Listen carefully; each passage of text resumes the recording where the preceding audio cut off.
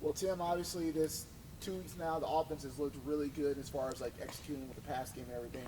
How would you grade where Seth is right now as far as just his command and how the ball's going to be able to be spread around the way you wanted it to be? Seth is doing a really good job of playing within himself of stuff we preach in the quarterback room. He's not getting bored with his reads. He's allowing his reads to get him to the guys making the catch. And to me, that's why, I don't know what the stats are, but I think our catch totals are pretty even across the board in the receiver room, tight end room.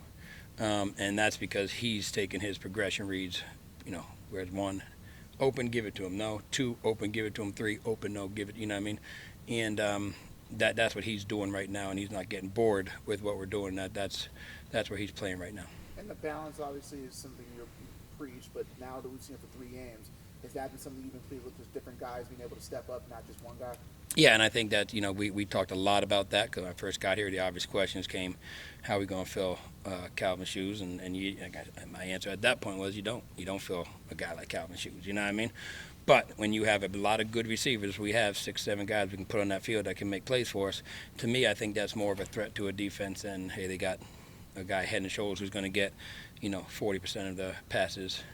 Tight end's going to get another 35% of the passes, and we'll spread 25, if my math is right there, 25% to the other guys. You know what I mean? So right now, again, we're going 8 targets to the X, 8 targets to the A, 8 targets to the Y, 8 targets to the Z, and they got to pick and choose. Hey, Coach, as an offense coach, I know you're never happy. What one area you would like to see improvement in? It's no different than what I said at the beginning of the first half of the Mississippi State game. You know what I mean?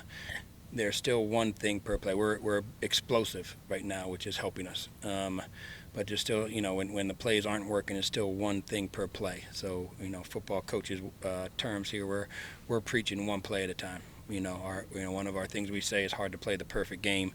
It's not hard to play the next play perfectly. And when everybody does their job, we walk in the house like we did with Duck at the end of the game the other night. You know what I mean? And that wasn't a great call. That wasn't a great run by Duck. That was all 11 guys doing what they're supposed to do, and the play works. Is there a difference between explosive and consistent? It sounds like explosive kind of bails you out sometimes when maybe you're not. Yeah, well, I think the fact that we are being explosive. Again, I don't know what the stats are, but we're averaging a good bit per pass attempt, which is a look at it. The one stat I do look at is yards per play, and we're over 7 yards per play. Like, to me, that's explosive. That's and yes, sometimes explosive plays bail you out.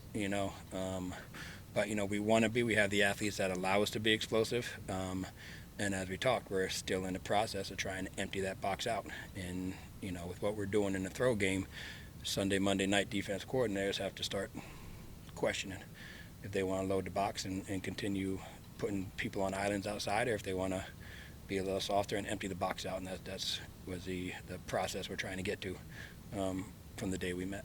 When you look at the day Caden had, not just passing, but the block he has for Seth to get the touchdown, how important is that tight end position when you're trying to do what you're trying to do with the offense? Yeah, outside the quarterback, I think the tight end is the most dangerous weapon in football if you got the right one.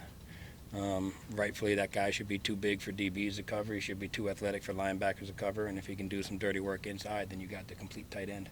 That guy doesn't come along much. Now, Caden's got a lot of things he needs to improve on, but the way he's playing right now and being a threat in the throw game and allowing us to hit certain runs out of 11 personnel with him on defensive ends or him on linebackers. Caden's a 260-pound kid, so that's pretty impressive to be able to run around like he's doing right now. So to me, that's a huge part of the offense if you have a guy like that. How do you decide as far as when something is working, how do you decide whether you want to stick with it or maybe try to, bounce out? For example, Seth obviously was tearing the Arkansas State defense up the pass game, but then you guys were trying to still establish the run. So how do you kind of determine the balance to see what's working versus try to do what you want to do to keep things balanced? Yeah, that's 14 years of being a coordinator, and I still don't have that answer, man. There's a reason we went to the run game there in the third quarter, and it was predicated upon what the defense was doing. They went to a 3-safety look and did empty the box out at that point, so we were able to hit them on the run. So they came out at halftime on that first drive of halftime, just like they did the first drive of the game. They played 3 down. They had 2 linebackers in the box. They had 3 safeties. They went out, 3, adjuster in the 2 corners. That's a clean box. That's what we're looking for. So we were able to get some run game going in the second half. When in the first half, they had a 4-down lineman, they had 2 linebackers in the box, and the boundary safety and the adjuster were bombing the play 1 second after the snap, which is why we were throwing that little route out to Gabe, And to me, that's just the chess match between myself and the defense coordinator over there. And like I've always said, take advantage of what the defense gives us. So how do you determine balance wise? Like say for example, again, you take what the defense gives you, but if something is working, do you have to say, hey, I want to stick with this, but we want to try to just exploit this matchup here? Yes and yes. Yes, I mean, if someone has a hot hand, we're going to go to that guy. If we feel we have a matchup, we're going to go to that guy. I think the other night we kept throwing that little route out there to Gabe, and we didn't stop doing that. Until they changed what they were doing. And again, the chess match between the game, they did change what they were doing, which is why we went back and hit Joe on that slant behind them, because they had to change up what they were doing. So to me, there's a big chess match going on. So yes, you got to feed the hot hand. You got to go with what's working, but you got to take what the defense gives you. I know I don't think you like that answer, but that's what you have to do. And if they're going to give you a 5-box, then we're going to run the ball. And if they're going to load the box, then we're going to throw the ball. And when they think we're going to run it on or throw it on 3rd and long, we're going to run it for the first down. And when they think we're going to throw it or run it on 3rd and short, we're going to throw it for the first down. That's the games you play back and forth with the guy on the other side. So it sounds like it's a challenge just to try to figure out like which option to go with. That's the fun part of it, man. It all comes down to the ability to execute and do your job. With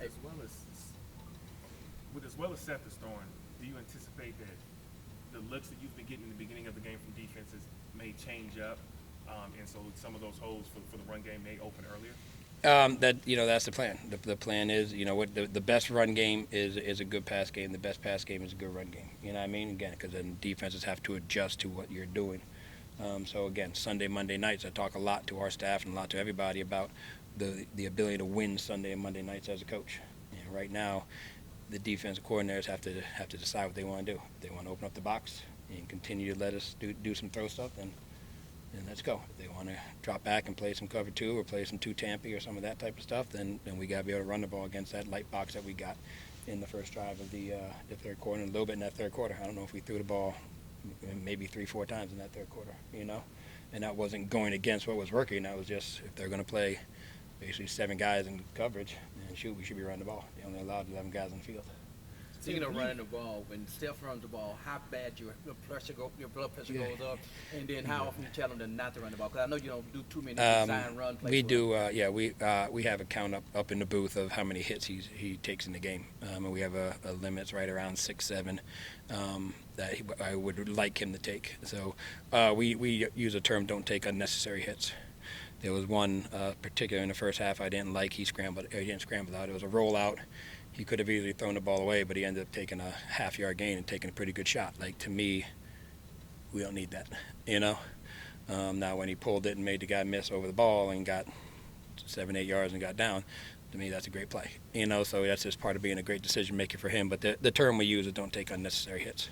Tim, when you've led the whole game and the game comes down to a 4th and 5, I believe, what are you telling your guys to kind of keep them calm and that goes back to how Coach Silverfield runs, our off-season program. It goes to how he runs spring practices, fall camp practices, all that type of stuff, that we put him in that situation plenty of times. So, again, 4th and 5 is no different than 1st and 10, first play of the game. 4th and 5, whatever was on the clock at that time, your blood pressure, your heart rate should not be going up. We called a base pass play that we ran day 1 install, and Seth went through his read. Everybody hit their landmarks, and we got enough of a gain to get the first down. So, that stuff is handled in the off season and then on the practice field. So that situation, it's just running a play that we called. Do you think your receivers have kind of settled into a couple of roles so far? It seems like Rodgers might be that possession guy. Skate seems like he's the big play threat. But I know you want it to be even, but have they kind of settled in a little bit? Yeah, I think the true people in that room are showing up. You know what I mean? Skates is a deep ball threat, but he caught some underneath balls the other night and made some guys miss and ran with it. You know what I mean? But yes, to answer your question, I think everyone's getting a piece in that room, so everyone's happy in that room. And if you watch the film, you're going to see guys happier when somebody else does something. Like when Joe Skates caught that ball, Eddie and Eddie threw him in the end zone. You know what I mean? And Javon was down on the sidelines there waiting for him. So, to me, that's a good room right now. Who's playing good football and got to stay the course. This from Texas defense seems like they've. First of all, what are you seeing? And second, they've given up a lot of passing yards. So is this kind of something where you think that maybe it's got to be taken with the defense gives you? Would you like how you? I'll rephrase that. This one Texas defense has given up a lot of pass plays. Do you like how explosive you've been? As something that, hey, if you can take advantage of it, you'll take it if it's there. Yeah, absolutely. And we're going to see stuff on film, and Ark State did a really good job of this. We're going to see something on film. We're going to study. We're going to put a whole plan together, and then there's going to be something new come Saturday afternoon. So yes is the answer to your question. There's things we feel we can take advantage of. There's formations we think we can put guys one-on-one that we want to get one-on-one, and we're going to try and do that and go in with our good. We feel it's a good game plan. We need to execute it really well, and then be ready to adjust to whatever else they got, because there's going to be something else on Saturday afternoon. And Ryan also mentioned their linebacker, I think Katie Davis. He said he was one of the better ones that he's seen on film. When you see him, what do you see in him that makes him such a effective player? We better get ahead on him. He's physical enough to play the run inside, and he's athletic enough to run around the field. So we better get ahead on him and know where he's at, because he's a dangerous football player. Tim, I got a non-football X's and O question. A lot was made last week about the ticketing and also the getting in the game. Right, there was a long line, 2-3 minutes before kickoff. Okay. Do you have any thoughts on that process and those procedures? No, that has nothing to do with me. Our support staff and the people in charge of that do a great job. They work really hard at it, so that has nothing to do with me. Speaking of the crowd, everyone talked about how much the crowd played a big role in that, the fourth quarter, and everybody, fired up. For this being your first game at the Liberty Bowl, or excuse me, Simmons Bank Liberty Stadium, Yep. What was it like just kind of feeling the energy from the crowd as this game went on? It was great. I've been a couple places that people say have great crowd bases, but when I stepped foot off that bus for that Tiger Walk, you felt the passion this city has for Memphis football. And to me, that's unbelievable. I hope they keep coming out. I hope they keep supporting us, man. I hope we put off on a good enough show and good wins for them that they want to continue to come out, because I feel for offenses a little bit, not the opponent, but a false start, and a snap when it wasn't supposed to be snapped. That has nothing to do with the offensive coordinator. It has nothing to do with those guys running the plays. That had 100% to do with the city of Memphis and the fan base that we have. So that was a huge job by them. So being able to have that for 4 games in a row without having to go on the road, how huge is that, being able to just... It's great. Yeah, there's nothing like playing at home. There's nothing like playing at home and having a true home field advantage. That's what I'm saying. Crowds keep showing up, you know what I mean? Because, they're a big part of what we do at home. And we got to use that. I mean, cowbells week 1. That was a big advantage the other way, So our crowd got to be a big advantage for us, as they were or whatever day we're at, as they were Saturday. So keep showing up. Keep supporting.